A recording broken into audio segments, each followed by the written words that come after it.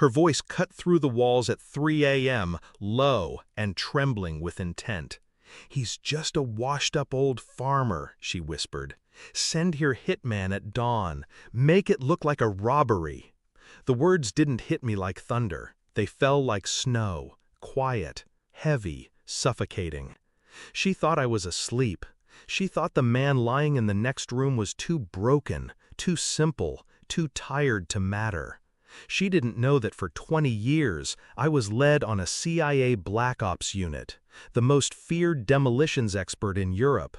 I built bombs that erased entire histories, then vanished without a trace.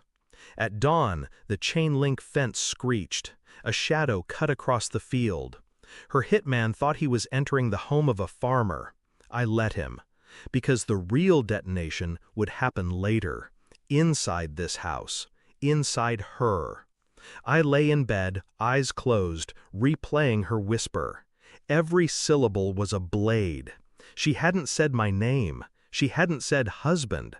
She had already buried me in her mind. All those years of sacrifice, of blood soaked into deserts, of faces that still visit me at night, reduced to a liability she wanted erased. Not for money, not for desperation, but for freedom, for someone else. That was the part that cut deepest. She didn't want me gone because she feared me. She wanted me gone because she loved another. The betrayal felt almost surgical, precise, calculated, like she knew me well enough to believe I'd die quietly. She had forgotten one thing. I never die quietly. I didn't confront her, not yet. I watched, listened, collected. Her phone glowed at midnight, messages left open on the counter when she thought I was outside feeding the cattle. Soon, he won't be a problem. Receipts stuffed in drawers for hotel rooms she never explained. A second phone buried in the garage beneath seed bags. The voicemails were worse. A man's laugh, his promises, his plans with my wife. Each discovery was another pin pulled from a grenade, but I kept the pin fragments in my pocket. I was calm on the surface, silent. My hands moved through the soil, my boots dragged across fields.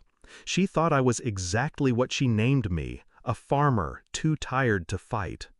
Inside, I mapped her betrayal the way I mapped enemy compounds. Lines, patterns, weak points. And when I saw the flaw, I prepared. Not explosives, not bullets, truth. It would detonate louder than anything I ever built. The hitman never made it past the fence. By the time his foot touched the porch, I had him on the ground, wrists twisted, gun stripped. He wasn't a professional, just a hired coward. I whispered one question into his ear. Who sent you? He gave me her name before his jaw stopped shaking. I let him crawl away. He was never the target. At dawn, she brewed coffee like nothing had happened. A robe clung to her shoulders. She hummed under her breath, pretending she wasn't already planning my funeral. I placed the phone on the table, open. Her messages lit the screen. The recordings of her voice, the laugh of her lover. She froze mid-step. Her lips parted, but no sound came.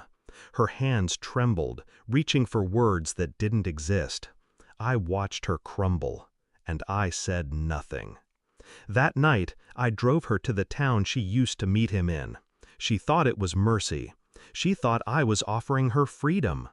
I stopped the truck outside the hotel she had booked in secret. Her lover was already there, waiting, smiling, certain he was inheriting what wasn't his. I handed her the folder. Phone records, receipts, voicemails. Her face drained. His smile vanished when he saw his own words printed in black ink. Neither of them spoke. I didn't need their confessions. I had already buried them without a shovel. I walked out, left them together. No shouting, no threats, just silence that burned deeper than fire. When they looked at each other, I knew what they saw. Not love, not victory, just ruin. I returned to the farm alone. The field stretched endless under the night sky. Quiet. The soil doesn't betray. The earth doesn't lie. It only takes what you give and grows what you plant. She thought I was washed up. She thought I was nothing but a farmer. She was right. But farmers know patience. Farmers know how to wait. Farmers know how to bury things deep where they'll never rise again. I poured myself a glass of water, sat in the silence. I didn't miss her. I didn't mourn her. I simply erased her. And in the end, that was my cleanest detonation. Thanks for watching. Don't forget to like, share, and comment. Subscribe now to Cheating Stories Insight World for more amazing stories.